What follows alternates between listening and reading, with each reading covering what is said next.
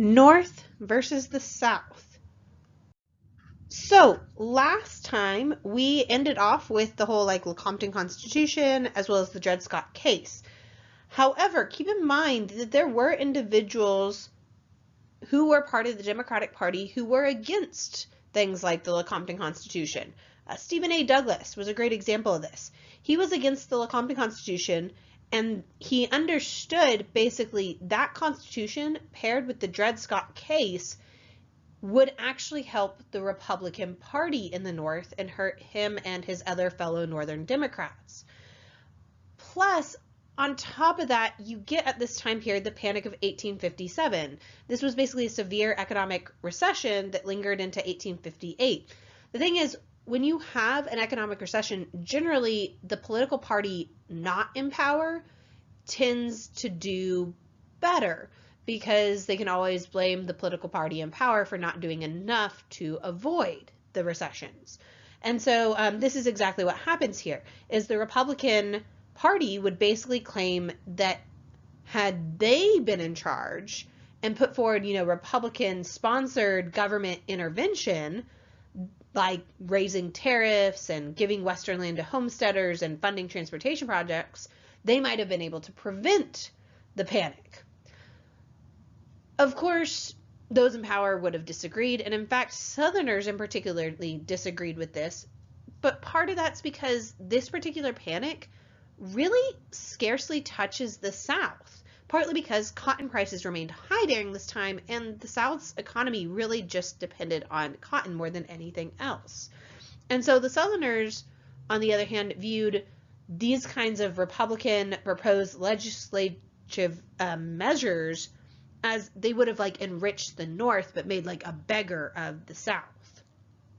I should also mention there was a religious revival during this time period as well. It didn't necessarily help the abolitionist movement though, because it was more about getting away from the isms of this time and making religion be more of a personal, heartfelt message and everything.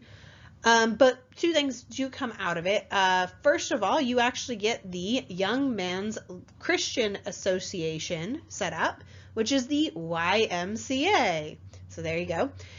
And what you're really going to see is it's going to become increasingly difficult to separate politics from religious during this particular revival that occurs from 1857 through 58.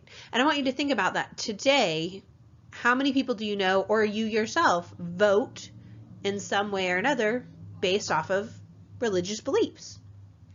So this all brings us to the setup for the Lincoln-Douglas debates.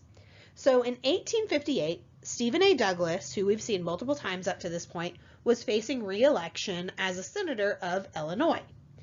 He is going to face off against Abraham Lincoln, who was a lawyer and a former Whig, having been nominated by the Republicans, though.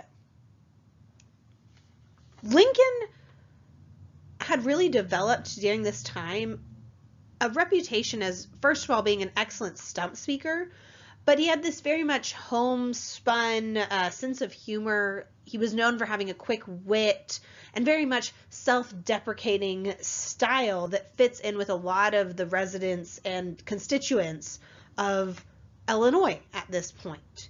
But as much as that surface is great, substance was really important to Illinois voters, and Douglas knew his constituents well, and so he would brand Lincoln to be a dangerous radical. Lincoln then would challenge Douglas to a series of debates across the state. The thing is, Douglas can't reject this challenge because if he did, it would look like he was dodging his challenger, basically. These debates are going to be important for two big reasons. They are, firstly, going to really put into focus the differences between the North and the South, the Democrats and the Republicans. But the other part of why they're so important is it basically is going to win Lincoln national respect and recognition and kind of lead the way towards him eventually becoming the president. But I wanted to kind of give you some examples of what went on in this debates and how it sharpened that sectionalist conflict, and kind of giving you an idea of Lincoln as a person and how he was, pardon my French, a smartass. So we're going to see things like Lincoln during these debates would ask Douglas to reconcile popular sovereignty, where a territory gets to choose if they are a slave state or free state, with the Dred Scott decision, which said that a territory couldn't outlaw slavery, basically. And Douglas is going to reply with what comes to be known as the Freeport Doctrine. Now, this doctrine argued basically that slavery can only exist in a territory if residents there actually passed a law that would protect it. That if people just came in with their slaves, if there was nothing to protect slavery, then it couldn't actually occur. It's kind of questionable, some of the arguments here, but that's what occurs. And this is really putting into contrast that basically for Douglas and for many of the Democrats, slavery wasn't a moral issue. Whereas for Lincoln and many of the Republicans, it was a moral issue. However, Lincoln also is really going to be a practiced politician because remember, a lot of the people who are joining in the abolitionist cause are not fighting to end slavery because they want to fight for like black rights. They're really looking at the issues of white rights within the slavery issue. Remember, like the gag rule in Congress and things like that. And so Lincoln is really going to be careful, and he's going to temper his moralism with practice politics.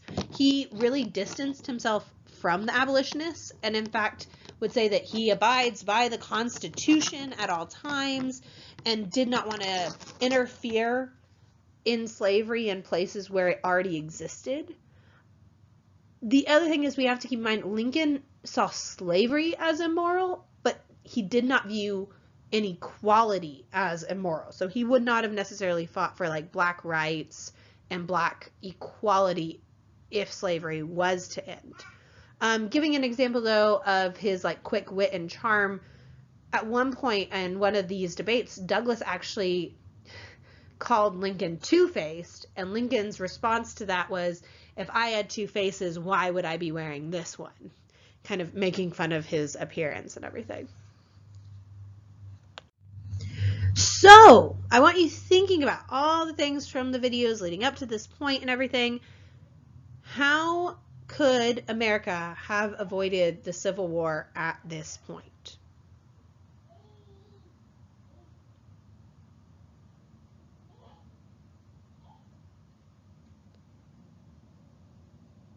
I'm going to move on, so you can always come back to this or pause it right now. So we're seeing these northern and southern differences really put into contrast with like the Lincoln-Douglas debates, but I want to kind of go into all of them a little bit more clearly. So we see between the North and the South, differences include things like the ideological divide, social differences, economic differences, looking at like, for instance, economic and urbanization kind of tie in together. The North is really urban and really industrial, whereas the South is very rural and very agricultural. We're seeing like the northern workforce actually in agriculture during this time actually declined, whereas in the South, more and more people are working in the agricultural sector. When we're looking at like urbanization and industrialization, the growth of urbanization and industrialization in the North is greater than anywhere else in the entire world during this early 19th century, whereas the South is clearly falling behind that. The thing is, with urbanization and economic developments, this generates a lot of like communities of innovation, because people aren't just trading items, they're trading ideas, technical information, skills. And especially with new technological developments like the telegraph, information becomes an even more valuable like currency in this new age. And then there's like social differences. Southerners tended to be more violent than Northerners, and I can actually prove this through things like they carried more weapons and they had higher homicide rates in the South than in the North. And part of this actually comes to other social divides, like the South tended to value certain ideas like courtesy, honor, courage. I mean, we've already seen this with the whole, like, the caning of Sumner, where it's like defending the honor of my cousin. We also see the South is more inclined to military service. In fact, 60% of the volunteer soldiers in the Mexican-American War were from the South. They also have very stark differences when it comes to education. The South tended to have a higher illiteracy rate. Partly this is because, education was barred by law to many slaves, and it was limited for most white people. Education was viewed more as like a privilege in the South rather than an outright right for every citizen. And then, of course, when it comes to religious differences, we saw previously the splintering of churches amongst North and South lines. And that really brings it back to slavery. The thing is, slavery really accounts for many of the differences between the North and the South. When the South needed to invest in more land and slaves, this means they're limiting their investment in like manufacturing enterprises, which thus leads to less urbanization. The fact that the South needs a large slave labor force means that they don't need necessarily farm machinery. And so this means that you have a limited demand for new technological and manufactured products. You also have to keep in mind that if one owned slaves, basically slaves are immobile, whereas northern farmers could move around a lot more and go where, supply and demand was needed. And many northern farmers end up, giving up their farms and moving into different enterprises and working in manufacturing, whereas that's not as possible in the South. And then when it comes to like education, of course, the South didn't want to educate their slaves because then they might be more susceptible to, abolitionist propaganda and thus more inclined to revolt. We even look at their views are different when looking at each other. So for instance, Southerners viewed Northerners as like crass and materialistic because they have all those manufacturing enterprises. And so it isn't that you're making your own, shoes and clothing at home. You might be buying those things now. And so Southerners view them as like corrupt and loose living. Whereas of course Southerners view themselves as, generous, compassionate, honorable, chaste.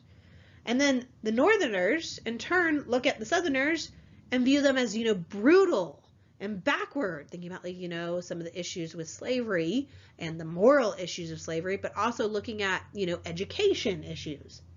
And they view Southerners as, perverse, lazy, because they're dependent on slave labor rather than doing the work themselves. Whereas, of course, Northerners view themselves as progressive and temperate and righteous and hardworking. Now, keep in mind, once again, the majority of white Southerners do not own slaves in the 1850s. But they did support the institution of slavery because as long as there were enslaved individuals around, that meant that a poor white farmer could maybe still try to own their own farm in their own right rather than having to work as a farmhand on a larger white homestead. On top of that, there's an element of hierarchy here that no matter what, even if you were a poor white person, there was always the slaves that were beneath you. And then a white person always could be recruited for like suppressing slave violence or a slave rebellion. And then there was like that hope and dream of these poor white farmers in the South that maybe one day they could purchase their own enslaved person. And so really the South is more united on slavery than any other issue. But this does leave them vulnerable to moral condemnation because slavery is morally indefensible.